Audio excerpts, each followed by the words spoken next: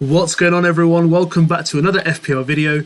My name is Mo, and today in this video I'll be going through the best captaincy options for game week 3 in this FPL season. So game week 2 still has one game to go, which is Crystal Palace versus Liverpool. So as you guys are aware, I'm making all my content this week before I go on holiday, which is tomorrow, and I want to make sure that I can give you guys all the best insights to the FPL game week 3 and what decisions you should be taking. So as you mentioned, captaincy we're going to be discussing today, who my 3 candidates are. We'll go in 3, 2, 1, and we'll leave the best candidate to last, who I'm going to be picking. So on screen you guys can see my squad for game week 3 as it stands right now. But all I want you guys to do is, before we get stuck into the video and give you my options, please hit the like button if you like the video, and if you haven't subscribed yet, why have we not done this? It's absolutely free. Hit that subscribe button and be part of the FPL INKLING family in itself. So who are the 3 options? In at number 3 we have Harry Kane. So why have I chosen Harry Kane? So I think him scoring that last minute goal added a lot of confidence to the Spurs team. I'm not saying they're going to win the league, guys, but he's definitely going to put them in a position, along with Conte and the squad that they have, with the belief that they can actually challenge the top 2 squads of the league, which is obviously Liverpool and Man City. But what I'm going to try to understand here is, what have we seen from Kane this week? Why I believe is a good option, looking into the fixture for Wolves, which they've got at home, and what value could he give you in terms of differential pick in terms of the other players that you own. So the first thing we're going to look at is the ownership of Kane. So he's still owned by around 18% of managers when I'm recording this video. There's a good differential here. If he goes big, he's on penalties. He's an all-time FPL GOAT for me.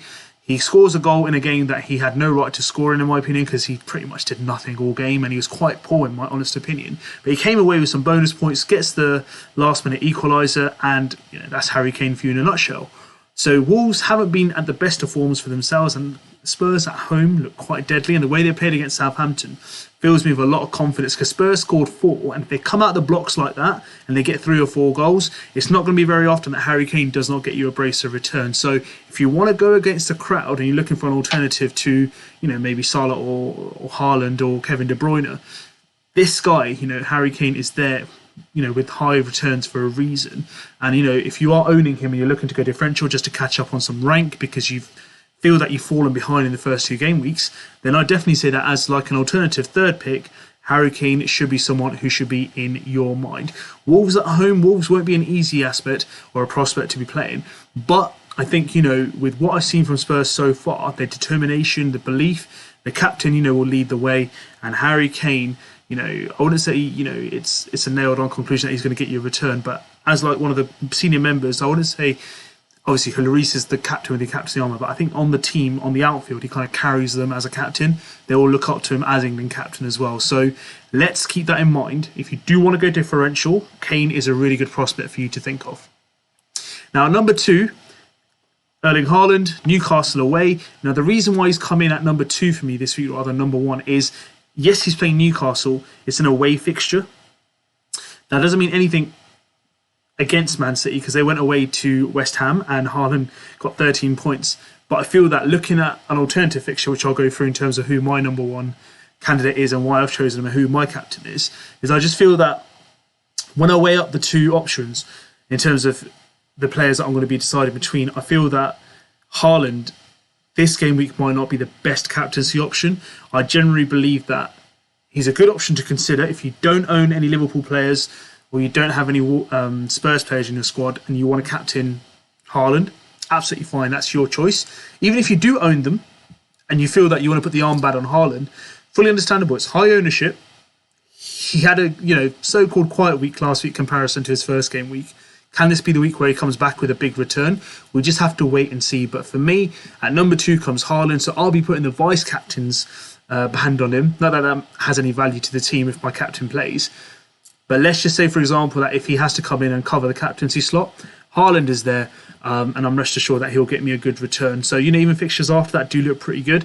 But things in Newcastle away, I think at number 2 comes in Erling Haaland for me as a captaincy option. Number 1 for me is Mo Salah for this game week. I know he's playing my beloved United. However, United have been terrible.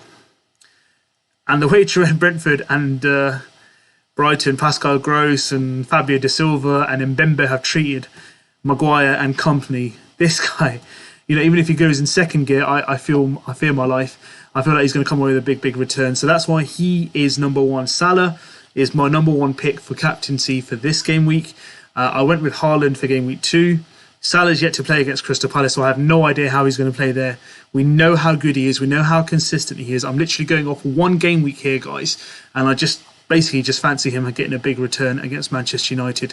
Unless Manchester United turn a corner and surprise us all, great. I'll be the happiest man as a United fan. However, if things continue the way they've been playing this season, then unfortunately, Salah for United's going to be a nightmare, and he's going to be a joy to all FPL managers like myself if they captain him for that game week. So, these are the 3 candidates, guys, that I've reviewed, but there are obviously alternative candidates that you can look at. Son against Wolves, for example. You can also look at Reece James against Leeds. Alternative, captaincy options are there for this game week. However, for me personally, I've gone for Salah, followed by Haaland, number 2, and number 3 is Harry Kane. I hope you guys enjoyed this video. If you guys haven't liked the video, give us a like. And if you haven't subscribed to FPL INKLING, guys, why not do it right now? It's absolutely free. Hit that subscribe button, help us grow as a family, and we're going to be giving you regular content to make sure you have the best season and you're set up to get a good rank by game week 38. Remember, guys, it's a marathon, not a sprint. Got a long way to go. 2 weeks have gone, 36 more to play. Stay tuned, hit that subscribe button, take care of yourself, and I'll be back with some more content very soon.